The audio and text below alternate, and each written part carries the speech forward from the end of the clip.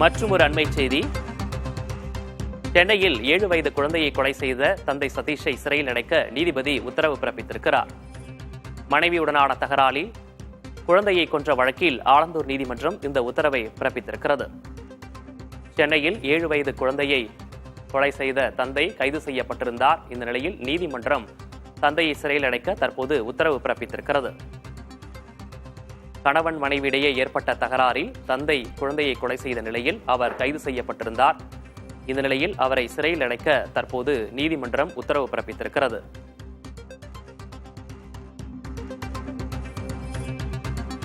மனைவியுடனான தகராறில் குழந்தையை கொன்ற வழக்கில் ஆலந்தூர் நீதிமன்றம் இந்த உத்தரவை பிறப்பித்திருக்கிறது.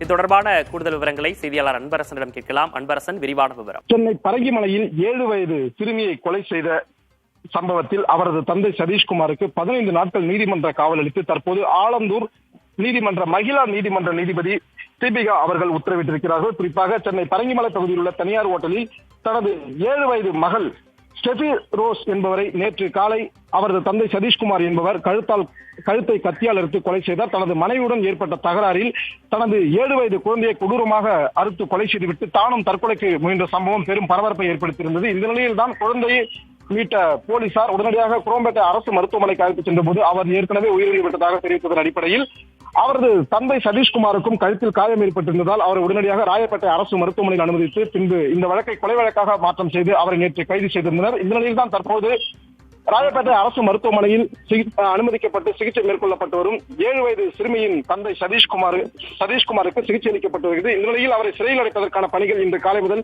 நடைபெற்று வந்தது. இந்த நிலையில் தான் ஆலந்தூர் நீதிமன்ற மகிழா நீதிமன்ற நீதிபதி தீபிகா சற்று முன்னதாக ராயப்பேட்டை அரசு மருத்துவமனைக்கு வந்து அவருடன் விசாரணை நடத்தி அவருக்கு தற்போது ரிமாண்ட் உத்தரவை பிறப்பித்திருக்கிறார். குறிப்பாக 15 நாட்களுக்கு நீதிமன்ற காவலில் அடைக்க அவர் உத்தரவிட்டிருக்கிறார். 2 தினங்கள் மட்டும் ராயப்பேட்டை அரசு மருத்துவமனையில் வைத்து அவருக்கு சிகிச்சை அளித்து பின் அதற்கு பிறகாக ஸ்டான்லி அரசு மருத்துவமனையில் உள்ள கைதிகள் வார்டில் அனுமதித்து அங்கு அவரை ரிமாண்ட் செய்யுமாறு அவர் உத்தரவிட்டு சென்றார். இந்த நிலையில் தற்போது அதற்கான பணிகளை மவுண்ட் போலீசார் ராயப்பேட்டை அரசு மருத்துவமனையில் தொடர்ச்சியாக எடுத்து வருகின்றனர். விவரங்களுக்கு நன்றி அன்பரசன்.